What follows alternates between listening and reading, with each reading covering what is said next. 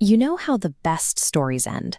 The brave knight chases off the dragon, the kingdom is finally safe, and everyone gathers for a massive, joyful celebration.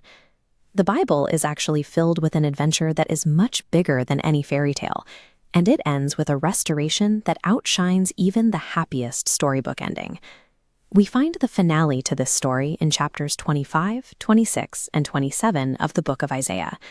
The author wrote these words as a joyful, triumphant song, and this song is anchored in a real place. The lyrics point us directly toward the ancient hills and the holy mountain in Jerusalem. The hero of this ancient song is God himself. He is carrying out a rescue mission that reaches across the entire globe. When we listen to this song, we get a sneak peek into the future. We see that God's rescue mission will finish with complete joy, leaving no room for fear. The song starts by acknowledging the scary things we face in life. It compares hard times, or the people who try to hurt us, to a fierce storm or blistering heat beating against a wall. Chapter 25 tells us exactly how God responds to that danger. He steps in to become a safe refuge for the poor and a quiet shelter from the storm. Chapter 26 takes this idea even further. It compares God's protection to a massive, heavily fortified city with thick, towering stone walls. But the text offers a surprising detail about this city. Its defenses aren't made of rock or mortar. Instead, God makes salvation itself the walls. So when the world outside feels overwhelming and loud, we can retreat into God's protective city. It acts as an unbreakable safe zone where those storms simply cannot break through to hurt us. From there, the song introduces a terrifying enemy, a giant sea monster.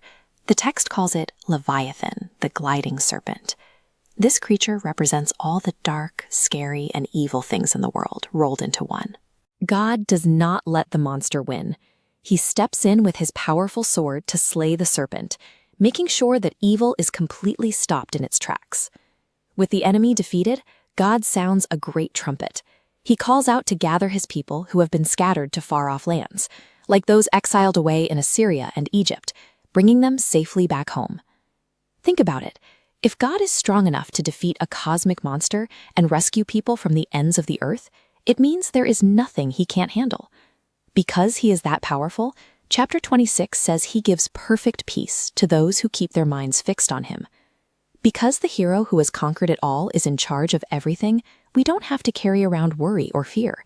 We can let our minds rest in that peace. This all leads to the final victory feast. On his holy mountain, God prepares a massive banquet for all peoples, filled with the absolute best food and drinks. And right there at the feast, God performs his greatest heroic act. He steps up to confront the single scariest thing of all, death itself. Isaiah 25 gives us a promise that changes everything. It says God will swallow up death forever. He permanently destroys the dark shadow that has been covering all the nations. Then we read what might be the most gentle, emotional line in the entire song. The sovereign Lord will step close and personally wipe away the tears from every single face. Moving forward, chapter 27 reassures us that God will watch over us like a master gardener, caring for a beautiful, fruitful vineyard, guarding it day and night. This beautiful song hidden in the book of Isaiah reminds us that no matter how loud the storms get today, God's story ends with him fixing everything. And because of that, we can rejoice in his salvation forever.